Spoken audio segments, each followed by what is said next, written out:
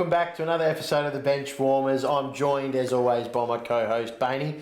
Good to be back in a big week for footy. Good, bad, and everything in between. Good, bad, indifferent, everything's happening, Chook. We had the showdown, so you can only have half the state happy. Crows got a win by 5 goals. They played a fantastic game. And Elizabeth as well, they're probably at the other end of the spectrum, but great to see them digging in, isn't it, Chook? It is fantastic. It's good to see the community rallying behind them. There's some things we can't announce just yet going behind the scenes, but we're going to be involved, Brad. Looking forward to that, getting on the train of the Mighty Eagles. But before we get into the show, we've got to thank our sponsors, our major sponsor, the Exchange Hotel, who do a wonderful job for our show, along with everyone who helps the show go to air. We're going to have a quick break, thank those sponsors on screen, and we'll be back to have a look at the Feel Good Fill Up this week.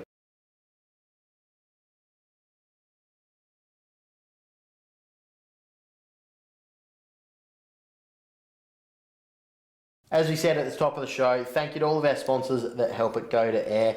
We've got the Feel Good Fill Up now. I'm going to throw to Bainey. Before I do, I'm going to thank our sponsor of the Feel Good Fill Up, Rejuvenate Sports and Remedial Therapy. Get down, see Brad and the team, 10% off discount off your first appointment when you refer to the show as well. I'm going to hand over to Bainey, who is very revved up for this one. Very revved up, Chook, and I've got a big orange beacon on my head. You can't miss it, so I might have given it away. But this week, we can't go past little Lando Norris. It was all too much for little Lando Norris, is what they would have been screaming if he didn't get across the line in the Miami Grand Prix. Now, Matt, there's 24 Grand Prix a year, so you might wonder what's so special about this one. Well, McLaren, Chook, I'm a big fan for one. I've got the McLaren hat, the little Lando Norris signature as well. Cleaned him up. And they've only had 2 wins now, Chook, in the last 12 years, and that is an extraordinary stat when you actually reflect on that. They're a massive team, McLaren, but they have been struggling the last 12 years. The last one to win a number of years ago, Danny Rick, so he's a special Australian little touch to McLaren.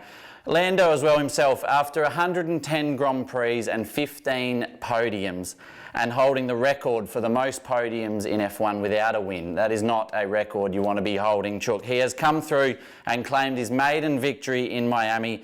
There's been a lot of chat recently over the last couple of years. Is he too good for McLaren? Does he have to leave, find a better car because he's not getting his opportunities? But Zach Brown, the team principal, Chook, he is a wizard. Lando, he come through with the goods. He took his luck when he needed it. You need a stroke of luck in F1, Chook, because sometimes it doesn't go your way, but this time it did.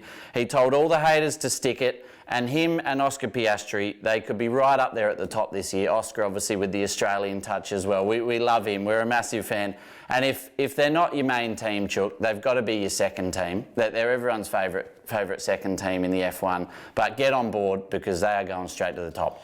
I agree. It's a good choice, Brad, as well. The papaya, good to see. It's obviously had that orange, that Australian touch, I should say, with Danny Rick, now Oscar there as well. So it's good to see from Lando.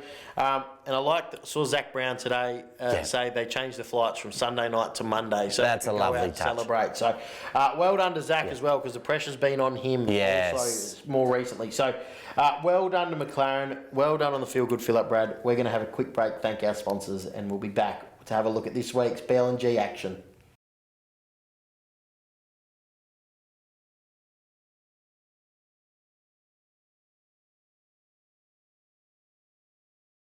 And welcome back to the show. Let's have a look at the round 4 action in the BLNG, Brad. In game 1, Gawler Centrals 7-3-45 defeated by Barossa 25-12.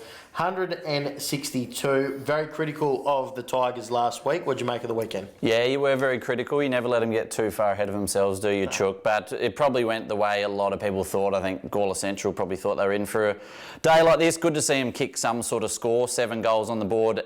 We know they're struggling. We know they're hurting. And Barossa, equally, they'll be happy to get a few goals under the board and a good win as well, because they've had a shaky start to the year after finishing 3rd last year. For Gawler Centrals, it was Brad Pilkington, best on ground. We love the way he goes about it. He just cracks in all day, tries his heart out. Jenna, 3 goals, and best on ground for Barossa, Rowie Nelson at full back, doing a number on Coffee, if you don't mind, and Harris there, 4 goals. Massive game for Barossa to kick off their season. They really needed that. What I did like, well, I don't like Griffiths being out, but Griffiths was out and left an opportunity for Carpenter to go play centre-half forward, which I do like that from Barossa. I hope they do persist with that and flirt around with that at times. He kicked 3 goals, big presence up there and very hard to stop when he gets going. He's strong, he's fit, he kicks well, so... He's a big man, Jack. Massive. Griffiths is a big out for him. I like how Griffiths goes about it. So, well done to Barossa and to Kelsey for throwing the team around there. But they'll take, as you said, a lot of confidence out of that. Let's have a look at game 2, Brad. And I got this one wrong, so I put the hand up. Well done. 15-9, 99 Europa defeating Williston 9-10-64. Yeah, massive game. This is obviously, game of the round, this one. Williston travelling very nicely. Newry, we know how good they've been the last few years. Big, important win. That could be a very important, who knows what the top 4 is going to look like. So that a win like that could be the difference between a second chance and not having one. Little kick up the backside for Newry for not entering their best players and the goal kickers as we go to air. So they'll put a bit of work into that next week. I imagine they've never done it before, so look out for that next week. For Williston, it was Zach East, best on ground, and Evans. What we did know though, Chook, I did have a flick through the Newry team list. They did enter that on Thursday. And Jenner, we thought he wouldn't play, but what we didn't realise was the early game for the Centrals under 18. So Jenner's coached a win down there, flown down to Newry and got his boots on and got out there with 5 minutes to go and probably got best on ground. No doubt he would have known his class, but it's funny, he might actually get that a few times with the under 18s because they'll play the games early to allow recruiters to get to SANFL games and college games, which start at 2:10, I think, the college games. So he might actually have that happen a few times. So if they're playing at home, he'll be a chance to get up there. But we did say Newry are the measuring stick. I did, however, think that Williston, coming off a big win, they might be running hot, but still shows Newry are the class that they are. Let's have a look at the next game. Brad, Kapunda taking on Angaston. It was Kapunda 6-11-47, defeated by Angaston 19-12, 126. This Angaston side is something we are both very excited about. Yes, they've been good for a couple of years. As we said, they didn't get the wins on the board last year, but they're building nicely. They've got a lot of class in their top 6 or 8 or so. Probably went about the way we thought. Angaston are classy. Kapunda, they played out their skin the first week with South. They may have used a few tickets early in their first game for the year. They're yet to register a win, but they are being nice and competitive and being around the mark. Angaston now 3-1, that's massive. For Kapunda, Cody Johnson, best on ground, and Menzel with 3 goals. For Angaston, it was Kwiatkowski, best on ground, with Durden 3 goals. You love Durden. Kwiatkowski took second week in a row best on ground for Angaston, and one of only 2 players in the league to be in the best for all 4 games so far. So well done, Kwiatkowski. Keep up the good form. Yeah, and it's great recruiting. We had a look at his career earlier, and he's come from the Adelaide Plains Week, which traditionally is looked upon as a weaker league than the Barossa. And we always go after these recruits out of SANFL clubs and that. But you got a guy here who, I think I looked at his things. He played 15 games last year and got in the best 13 times. In 2022, 15 games, 14 times in the best. They can come in and have a real impact on your club. You don't need to go after the high-profile ones all the time. Angaston have added him, and he's playing his role and doing a great job. So, well done to the Panthers. And Kapunda, they played 3 under-17s on the weekend, so they're blooding kids still. They're going to be a work in progress still. It's not all going to change from with 1 or 2 recruits, but I do like the way they're competing a lot more. Obviously, tough loss on the weekend, but they'll bounce back and really happy with the way they're going. Let's have a look at the last game, Brad. South Gawler 21-16, 142, defeating Freeling 10-5-65. And I've been a big fan of the Redlegs for 3 or 4 years. You have. I might have got a bit carried away. You thought they were trending very nicely to take the cake here. You did tip them last week. I said it would be a close one. I couldn't go against South. We knew there were a handful of outs with South, including Pisani, White, Zobel, Benison, so few of the stars out there. Darcy Judd Smith, obviously away probably for the best part of all of the year. But Steve Burton, he was there. Best on ground, 5 goals, 40-plus touches. For Freeling, it was Ross, best on ground again, and Inglis, 5 goals. 11 goals in the past 2 weeks for Inglis, so he's a bit of a shining light for Freeling. Big recruit for him as well, so looking forward to watching how his year progresses. And spoke about Burton, I think 5 goals, 40-odd touches. 40-plus, yeah.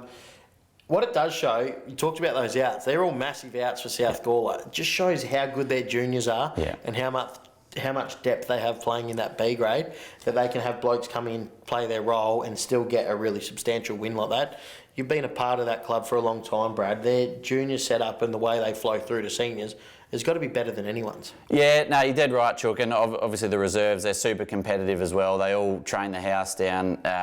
They work their backsides off, and the reserves have obviously won their fair share of games, and they're going really well this year. So few outs will be the next few wins. So credit to how hard they're training at the minute. Chappie's got them firing on all cylinders, Brad, as well. There's your preview, or there's your wrap-up of round 4, I should say. Some good results in there. Hopefully we're able to give you a bit of insight as well. We're going to have a quick break, come back and have a look at round 5.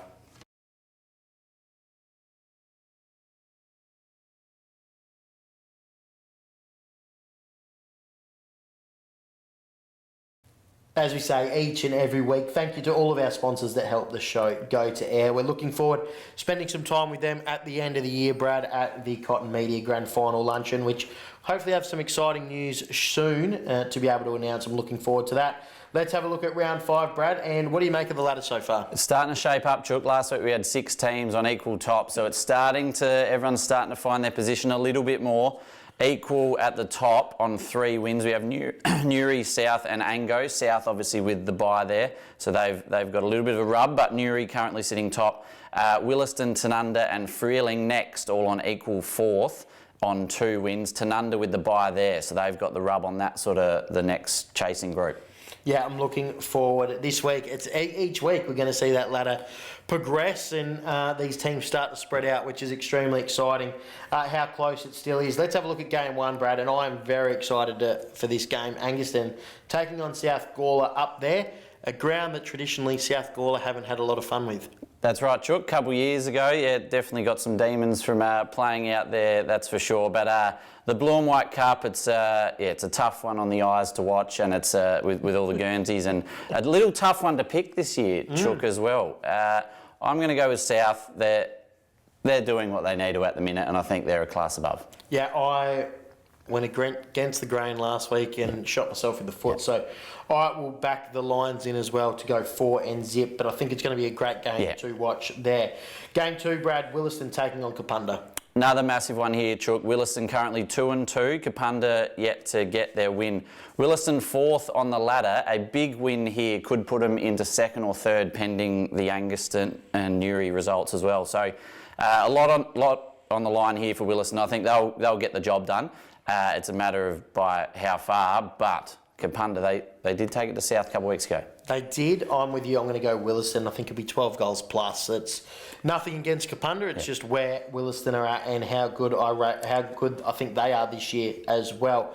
Game 3, Brad. This will be a great one as well. Barossa District taking on Newry Upa. Yeah, this will be a close one, Chook. Barossa 1-2, Newry 3-1, as we said.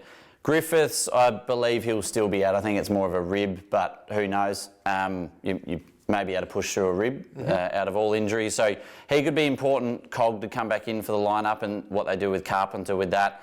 Newry, though, I think they are a class above Barossa at the minute. So I think they'll get the chockies. Yep, I'll be going with the Rovers as well there, Brad. And last game, Tanunda taking on Gawler Central. Yeah, we know we've covered how Gawler Centrals are struggling. They'll be working on it, and hopefully a few of those injuries coming back the next few weeks.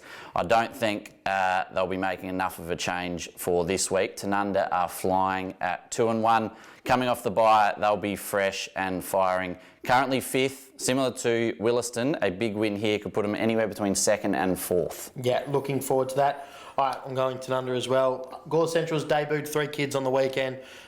Get some more games into them. I'm liking that setup, and obviously you need a balance of older guys around them to help them. But I'm liking the fact that they're blooding some games in the kids, because Kingy, the under-17s coach, has got their 17 for a few years flying. They're in a really good period. So let's get these kids some exposure to A-grade footy, because you see the Souths and Newrys and Angaston now, those kids coming through, they're paving the way. So well done to Gawler Centrals on blooding those kids, but Tanunda, I think, will win that very easy on the weekend, led by our boy Trent Gers, who will be looking to play a big lockdown role come the weekend. But some good footy on the weekend, Brad. Looking forward to get to the results as well. It's going to be very exciting. Make sure you get down, support local footy. Looking forward to catching up with you again next week. And again, thank you to all our sponsors. We'll see you next week.